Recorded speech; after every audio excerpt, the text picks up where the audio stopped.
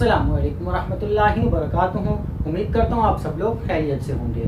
तो आज की इस वीडियो में बेटा हम स्टार्ट करने जा रहे हैं सेकंड ईयर मैथ्स का चैप्टर नंबर 6 जो कि हमारा है एंटी डेरिवेटिव्स।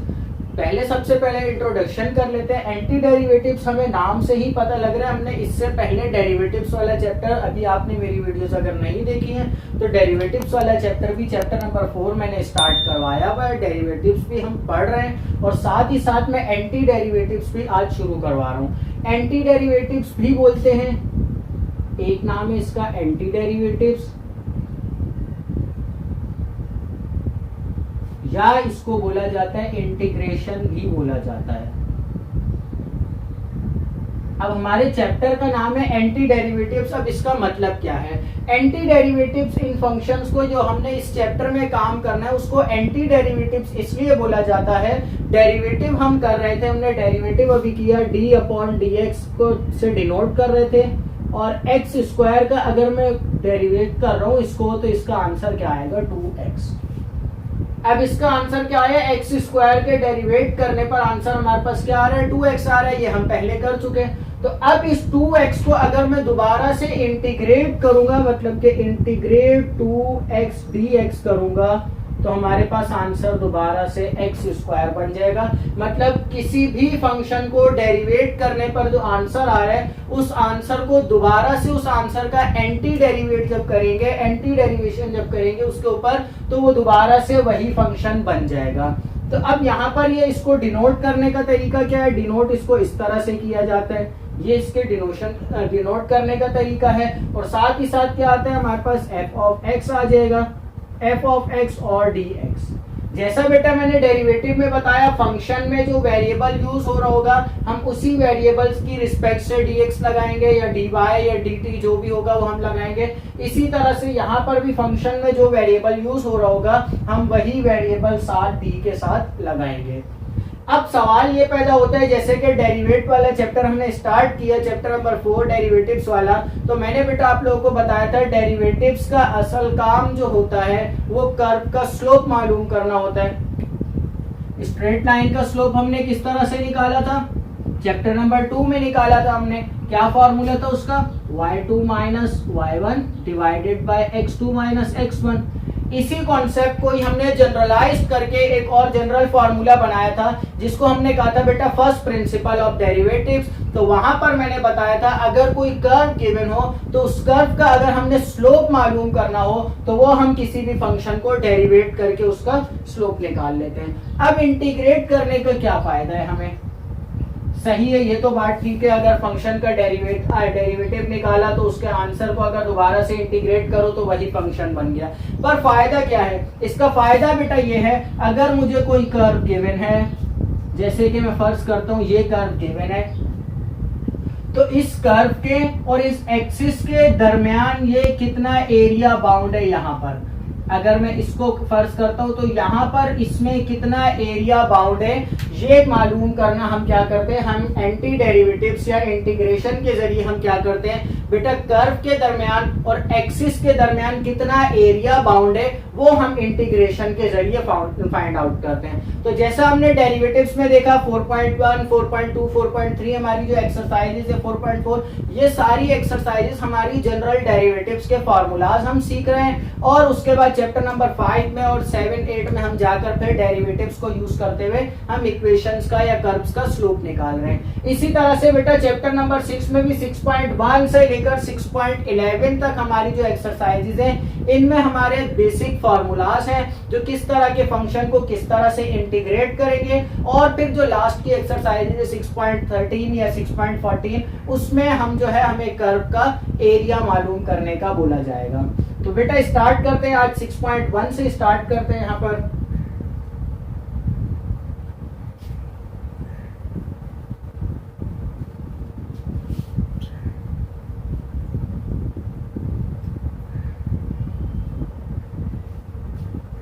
एक्सरसाइज क्वेश्चन करने से पहले सबसे पहले जैसे हमने डेरिवेटिव्स का फॉर्मूला पढ़ा था d/dx of x power n, इसका फॉर्मूला क्या था? n x power n minus 1 था। ये हमने डेरिवेटिव्स का फर्स्ट फॉर्मूला पढ़ा था, बेसिक फॉर्मूला, जिसमें हमने प्रैक्टिस की थी, फिर उसके बाद आगे के फार्मूलाज किए थे। इसी तरह से बेटा इंटीग्रेशन का x पावर n अगर आ जाए इंटीग्रेशन के अंदर, तो उसका फॉर्मूला क्या होता है, इसका फॉर्मूला यहाँ पर हम क्या कर रहे हैं, पावर स्टार्ट में लाकर मल्टीप्लाई करवा रहे हैं और पावर में से 1 माइनस कर रहे हैं। यहाँ पर क्या करेंगे, अब चूंकि ये इसका उलट है, यहाँ पर पावर में 1 माइनस कर रहे थे हम डेरिवेटिव्स में, और यहाँ पर क्या करेंगे, पावर में 1 प्लस करेंगे, मतलब कि x पावर n प्लस 1 हो जाएगा। और क्या होगा, यहाँ पर पावर स्टार्ट में लाकर मल्टीप्लाई करवा रहे थे, यहाँ पर जो पावर में ऐड करने के बाद जो आंसर आएगा उसी आंसर को ही डिवाइड करवा देंगे और साथ में लगा देंगे प्लस c। अब ये c क्या है, ये c एक कांस्टेंट है, वो कोई भी हो सकता है, वो उससे हमारा काम नहीं है। जब भी हम किसी भी फंक्शन को इंटीग्रेट करेंगे, उसके ऊपर उसका जो कॉरेस्पॉन्डिंग फार्मूला जो अप्लाई हो रहा होगा वो फार्मूला अप्लाई करेंगे और साथ में हम प्लस c लगा देंगे, जो ये c कोई भी एक कांस्टेंट हो सकता है। तो ये हमारा जनरल इंटीग्रेशन का सबसे पहला फार्मूला है x पावर n के लिए। अब इसमें कुछ प्रॉपर्टीज जो है वो डेरिवेटिव्स की तरह ही हैं। अब वो प्रॉपर्टीज क्या है, हमने डेरिवेटिव्स में पढ़ा था, अगर d अपॉन dx किसी एक इक्वेशन पर अप्लाई हो रहा है तो वो दोनों पर अलग अलग टूट सकता है। d upon dx of ax plus d upon dx of b, ये हमने देखा था। और इसके बाद हमने क्या देखा था, अगर किसी वेरिएबल के साथ कांस्टेंट मल्टीप्लाई हो रहा है तो वो कांस्टेंट हम d अपॉन dx से पहले ले आए थे। ये तो था हमारा डेरिवेटिव्स का कॉन्सेप्ट। इसी तरह से सेम हमारा एंटी डेरिवेटिव्स का कॉन्सेप्ट भी सेम एज इट इज इसी तरह से है। एंटी डेरिवेटिव्स में भी क्या होगा, आप देखें यहाँ पर, अगर इंटीग्रल अप्लाई हो रहा है किसी इक्वेशन के ऊपर x स्क्वायर प्लस 1 dx, तो बेटा मैं इंटीग्रेशन को दोनों के ऊपर अलग अलग तोड़ सकता हूं, 1 dx, ठीक है। अब हमारा डेरिवेटिव्स में क्या था, d upon dx of c बराबर था 0 के, पर एंटी डेरिवेटिव्स में इसका बिल्कुल उलट है।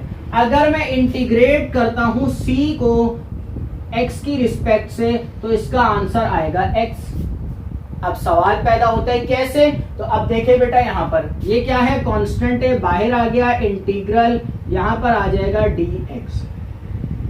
अब मैंने क्या करना है बेटा, ये फॉर्मूला अप्लाई करना है, x पावर n है यहाँ पर, x power n plus 1 upon n plus 1। अब हम ये फॉर्मूला कैसे अप्लाई करेंगे, फॉर्मूला इस तरह से अप्लाई होगा बेटा, मैट्रिक क्लास में हमने पढ़ा था x पावर 0 इक्वल्स टू 1 होता है। तो यहाँ पर बेटा एक फंक्शन मौजूद है, वो क्या है, x पावर 0 है।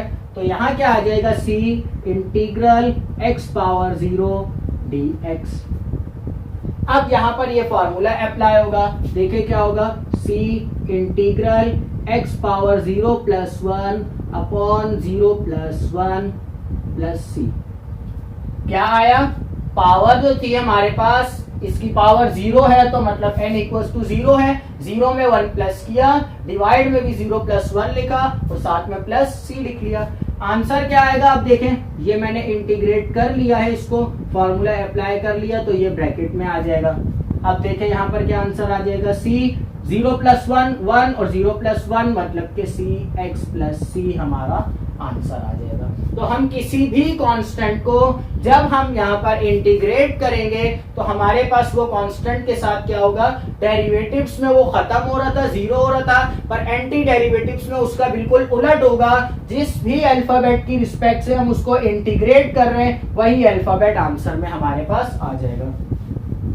तो स्टार्ट करते हैं बेटा एक्सरसाइज क्वेश्चन हम।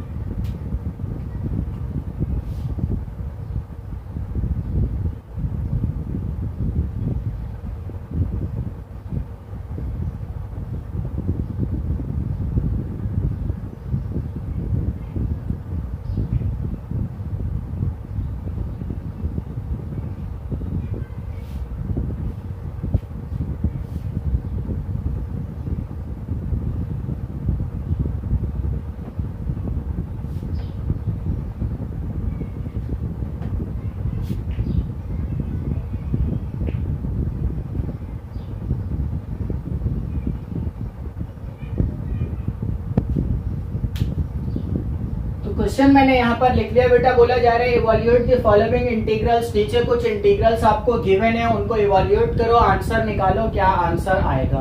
तो अब देखें यहाँ पर बेटा मैंने इस फंक्शन को इंटीग्रेट करना है, तो सबसे पहला तो मैं काम क्या करूंगा, इसको आई के इक्वल लेट कर लूंगा।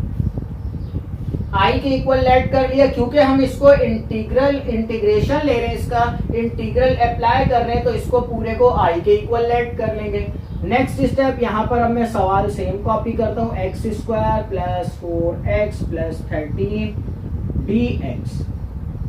अभी मैंने बेटा इस क्वेश्चन से पहले बताया, अगर इंटीग्रल किसी इक्वेशन के ऊपर अप्लाई हो रहा है तो मैं उस इक्वेशन की हर टर्म के ऊपर अलग अलग इंटीग्रल को तोड़ सकता हूं, अगर उस इक्वेशन की टर्म्स जो है वो ऐड या सब्ट्रैक्ट हो रही हैं। तो अब देखें यहाँ पर क्या होगा, integral x square dx plus integral 4x dx plus integral 13 dx।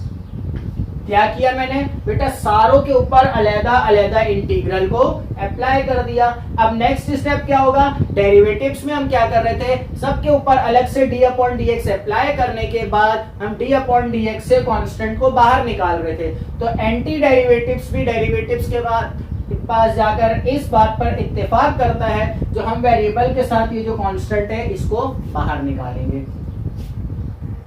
तो integral x square dx plus ये 4 बाहर आ जाएगा, इंटीग्रल x dx प्लस यहां से भी ये 13 बाहर आ जाएगा, इंटीग्रल अभी मैंने बताया x की पावर 0 किसके बराबर होता है, 1 के। तो मैं यहाँ पर नहीं है तो x की पावर 0 लिख लूंगा, x power 0 dx। Next step अब क्या होगा, यहाँ पर बेटा फॉर्मूला अप्लाई होगा, जनरल फर्स्ट फॉर्मूला जो अभी हमने पढ़ा, integral x power n dx का बराबर होता है x power n plus 1 upon n plus 1 plus c। तो ये फॉर्मूला अब अप्लाई हो जाएगा इस पूरी इक्वेशन के ऊपर। अब देखिए क्या होगा, यहाँ पर i इक्वल्स टू, ये इंटीग्रल x पावर n है, n की जगह क्या है यहाँ पर 2, तो मतलब कि क्या आ जाएगा x पावर 2 प्लस 1।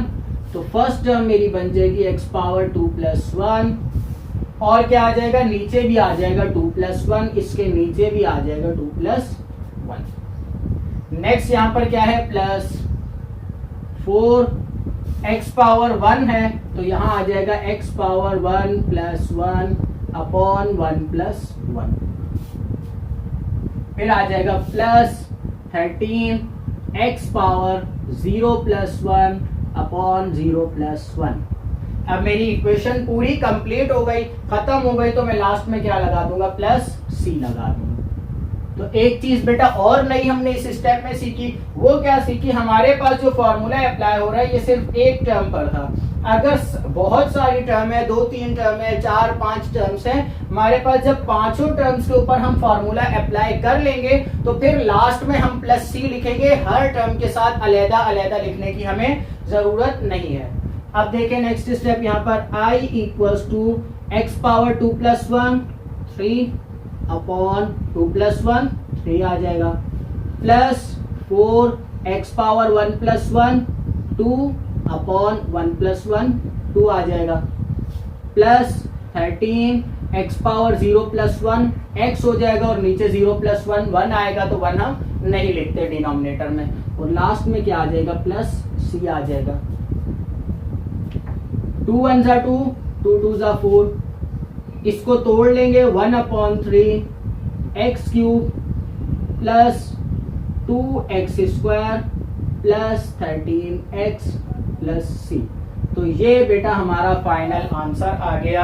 हमने फंक्शन को इंटीग्रेट कर लिया। तो बेटा डेरिवेटिव्स में हम देख रहे थे अगर एक्स स्क्वायर है तो पावर रिड्यूस होकर कम हो रही थी, 1 हो रही थी। इंटीग्रेट में हमने क्या देखा, एक्स स्क्वायर है तो बढ़कर कितनी हो गई, 3 हो गई। तो ये फर्क है, इस वजह से उनको डेरिवेटिव्स और इनको एंटी डेरिवेटिव्स बोला जाता है। डेरिवेटिव्स का उलट एंटी डेरिवेटिव्स बोला जाता है इनको, और दूसरा नाम इस पर इंटीग्रेशन भी बोला जाता है इनको।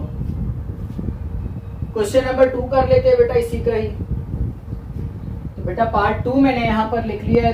पार्ट 2 में भी हमें एक इक्वेशन गिवन है, सिंपल हमने इसको इंटीग्रेट करना है। तो फर्स्ट स्टेप हमारा क्या होगा, यहाँ पर i के इक्वल इसको लेट कर लेंगे, इंटीग्रल यहाँ आ जाएगा 3x power 4 minus 5x cube minus 4x square minus 2 dx। Next step क्या होगा, इन सब पर इंटीग्रल अलग अलग अप्लाई हो जाएगा। तो अब देखिए मैं एक ही स्टेप में दो काम कर रहा हूँ, वो क्या होंगे, 3 इंटीग्रल x पावर 4 dx। मैंने क्या किया बेटा, इसके ऊपर इंटीग्रल अप्लाई करके इसके कोफिशिएंट को बाहर निकाल दिया। एक ही स्टेप में हमने इंटीग्रल भी अप्लाई कर दिया और कोफिशिएंट भी बाहर निकाल दिया। सेम वही काम यहाँ पर भी होगा, -5 integral x cube dx -4 integral x square dx -2 integral x power 0 dx। यहाँ पर ये x पावर 0 बेटा जब आप पेपर में सॉल्व करेंगे, जब आप प्रैक्टिस कर रहे होंगे तो x पावर 0 आप नहीं लिखेंगे, सिर्फ ऐसे ही इंटीग्रल dx इस तरह से लिखेंगे। बट यहाँ पर अभी मैं स्टार्ट में समझा रहा हूँ, तो ये 2-3 क्वेश्चन में बेटा मैं आपको समझाने के लिए इस तरह से लिखकर बताऊंगा और बाकी आगे के क्वेश्चंस में फिर हम डायरेक्ट ही सॉल्व करेंगे।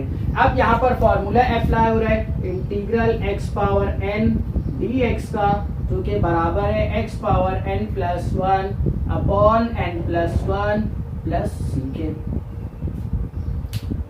तो यहाँ आ जाएगा बेटा i इक्वल्स टू, ये 3 सेम आएगा, x power 4 plus 1 upon 4 plus 1 minus 5 x power 3 plus 1 upon 3 plus 1 minus 4 x power 2 plus 1 upon 2 plus 1 minus 2 x power 0 plus 1 upon 0 plus 1 plus c। तो क्या किया बेटा मैंने यहाँ पर फॉर्मूला के मुताबिक वैल्यूज को सिंप्लीफाई कर लिया। पावर 4 थी तो 4 प्लस 1 अपॉन 4 प्लस 1 आ गया। इसी तरह से यहाँ पर भी और यहाँ पर भी देख लेते हैं नेक्स्ट स्टेप। अब देखिए बहुत ही आसान हो जाएगा हमारा। यहाँ पर i इक्वल्स टू, ये 3 सेम आएगा, x पावर 5 अपॉन 5 हो जाएगा। तो यहाँ मैं डायरेक्ट लिखता हूँ 3 अपॉन 5 x पावर 5, फिर आ जाएगा minus 5 upon 4 x power 4 minus 4 upon 3 x power 3 minus 2, नीचे 1 है तो 1 हम नहीं लिखेंगे, और x power 0 plus 1 x power 1 plus c। तो बेटा मेरा फाइनल आंसर आ गया i equals to 3 upon 5 x power 5 minus 5 upon 4 x power 4 minus 4 upon 3 x power 3 minus 2 x plus c। ये मेरा फाइनल आंसर आ गया क्वेश्चन नंबर 2 का भी।